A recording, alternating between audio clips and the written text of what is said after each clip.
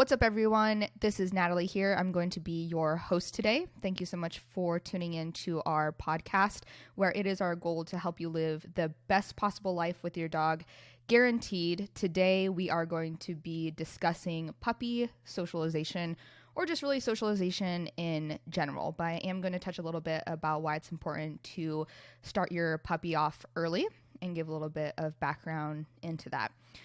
So I've been doing a little bit of research recently into socialization, and one of the really helpful and interesting articles that I came across was Social Behavior in Puppies, and it was written by J.P. Scott.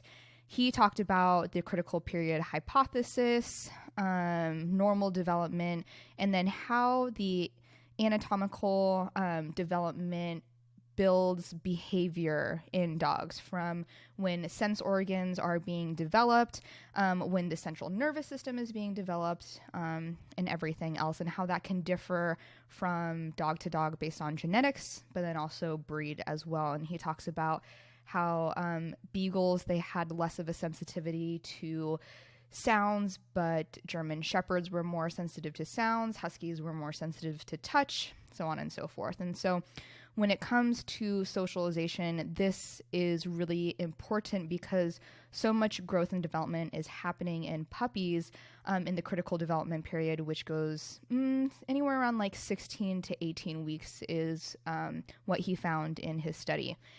And we see a lot more behavior problems these days because veterinarians, since they are in this space of where they have to care for dogs that get things like parvo, which is just absolutely horrific for dogs, they recommend that you do not take your dog out into places until they get all of their shots.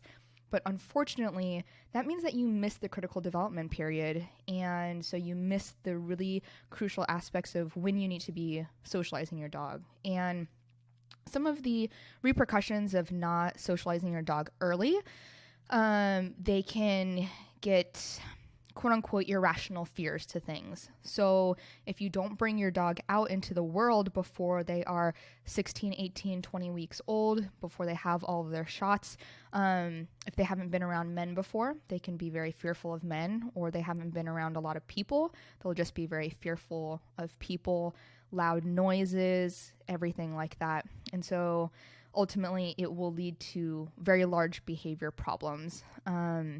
And so my recommendation for that, if you have a puppy, if you're thinking about getting a puppy, and that is something to be worried about bringing your dog out in public before they do have all of their shots, I would recommend doing some due diligence, do a little bit of research. There are sites out there.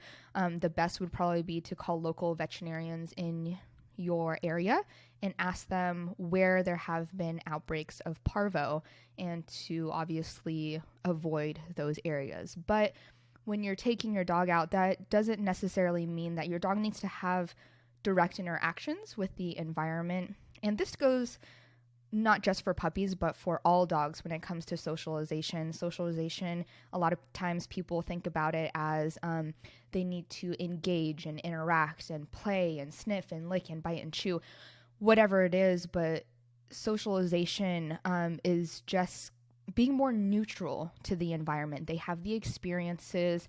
We want them to be positive experiences, and it becomes something in their repertoire that they have had an experience with, and so it does not need to be something that is triggering. And so even if you have an older dog, you can still socialize your dog, and I think that's important that you continue to expose them to the environment, to socialize them, and make those positive experiences for them.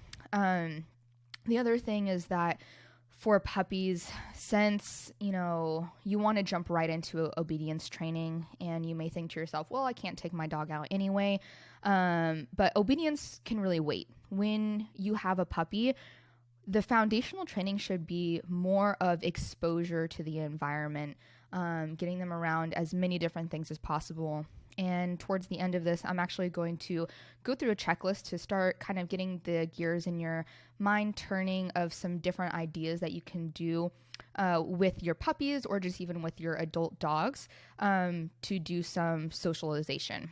And so for socialization, we want to target all of the different senses. So you want to do feeling and touch, you want to do smells, noises, and a bunch of sights.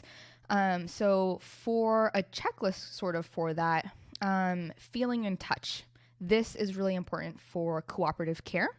So when you have a dog, and you can even do this with an older dog, you might have to do some counter conditioning or desensitization for these things. But if you have a puppy, this is really important. So that way you'll be able to groom them. So go around your dog and touch their ears, touch the outside of them, inside of them. Practice maybe putting some ointment or drops, wiping the inside of their ears so they get used to that, holding their muzzle, opening up their mouth, checking their teeth, poking at their gums, putting a toothbrush in their mouth, and then just holding their muzzle very lightly so that way they're used to having their muzzle kind of confined. Touch their nose as well. Their noses are really sensitive. Just kind of gently manhandle, so to speak, their entire head. Make sure that you're touching their eyes. Get eye drops, get wipes for them, get used to checking the whites of their eyes. Paws are a huge one. I see it all the time, and people ask me questions of, my dog won't let me clip their nails or touch their paws. If you start this with a puppy early, it's going to make all the things for the rest of their life for the next 12 to 15 to 16 years that you have them so much easier. So holding their paws, squeezing their paws, pinching in between their toes and their pads, practice dremeling their nails, clipping their nails, whatever it may be. And then with their skin in their body, you want to pinch at their skin, pull at it, massage it, wipe them down with towels, washing them, blow drying them, just thinking of all the things that you're going to have to do with a dog in the long run, getting them used to that, putting harnesses on them, brushing them, touch their tail, squeeze their tail, pull their tail, whatever it may be, and then practice taking collars on and off. A lot of dogs, it's very unnatural for a dog to wear a collar, and so they need to have some time to get desensitized to that. So those are some checklist items when it comes to feeling and touch. Depending on the type of dog that you have, this next one, which is going to be sounds, you may have to work harder at it. So I would do some research into the breed that you have or you're planning to get and kind of see what that breed has a predisposition to be fearful to. So with sounds, you want to get them used to, I would say really loud and big cars, trucks, and buses would be a really huge thing, especially if you live out in a rural area. You never know if you're going to move into the city, and you want to get your dog exposed to those really big, loud sounds like garbage trucks or construction trucks, whatever it may be. So, and then walking next to highways is really important in case you ever move. And then doing all these different things in different weather environments. One of the things that I noticed with one of the board and trains that I had is when we were walking next to the highway, she was totally fine. It rained one day and she could barely hold it together. Something about the cars going over the wet pavement really irked her out. And so it's those things that you want to do as many things as possible to try and prepare your dog for those situations that you just kind of don't think about. Also getting them used to sirens, other dogs barking, children playing, children screaming, cars honking, concerts, construction, the doorbell, all of the different things. Try and expose your dog to that. The next one is going to be sights. And this one is really important and something that I think a lot of people don't think about is that sometimes dogs have a very difficult time generalizing things. So maybe you did expose your dog to men. but maybe you didn't expose them to men of color, African American, Hispanic, tall men, really short men, really large men, whatever it may be.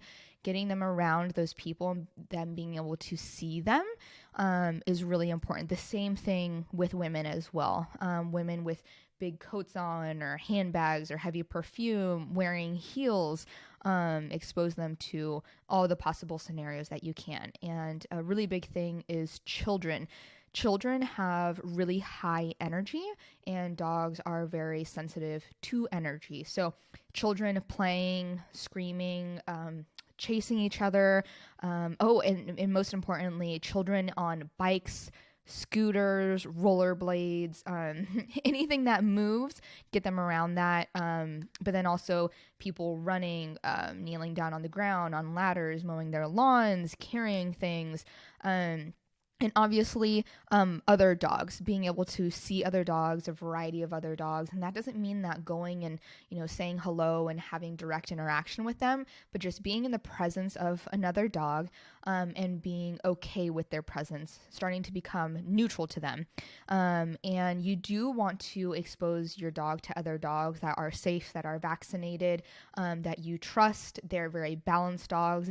Optimally, other dogs that are pretty neutral to other dogs, maybe see other dogs kind of like furniture, so that way your dog can interact with them and that other dog isn't going to care. Keep the interactions really short. It doesn't need to be several minutes long. It just needs to be a couple of seconds of having that direct interaction and then just being in each other's presence, going for walks next to each other, and then building that up to the point where they can start to play. And so those are the really big things and checklists that I would say. Smells is a lot harder. I think just because dogs have a much more heightened sense of smell, but I think that with doing all this sort of exposure and socialization, when you go out into places that maybe have construction or walking next to the highway and all this different stuff, the dog is going to get a really good balanced sense of exposure to smells. One of the things that I also wanted to touch on is that when you have your dog that hasn't been up to date on all of their shots, like I said, they don't have to have direct interaction with everything in the environment. And so just carrying your dog around, if you're going to go to the store, take your puppy with you, bring them into the car. You have to go to the store. Awesome. Leave them in the car. They can, see people walking by, take them out when you come back from going inside the store, walk them around the parking lot. There's no need for them to have to walk on the ground. They're getting exposed to that environment. You have to go get gas. Awesome. Bring your dog with you to go get gas. Just pick them up and carry them. Walk into Home Depot or Lowe's or Petco and PetSmart. Walk into all these different stores to expose your dog more and just carry them around until they start to get their shots and they can, walk on the ground themselves, and you won't have any fear of them picking up some sort of a virus. But that's everything that I have for this podcast today when it comes to puppy socialization, but socialization in general. You can use this checklist of items, and hopefully I've inspired you to socialize your dog and explore some other ways to socialize your dog.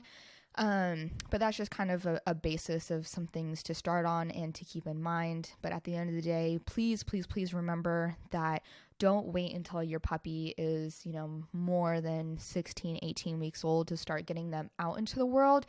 Definitely start before then. You're going to be saving yourself a lifetime of trouble with dogs that have behavioral issues because of poor exposure and socialization. So thanks, guys, for tuning in to this quick podcast. I hope you enjoyed it. You can go ahead and also find us on Instagram. Our handle is at canine_performance. Our website is canineperformance.us. And you can also find us on YouTube if you search Natalie Dobkins or Canine Performance. But thanks so much, guys, for tuning in. Talk to you soon.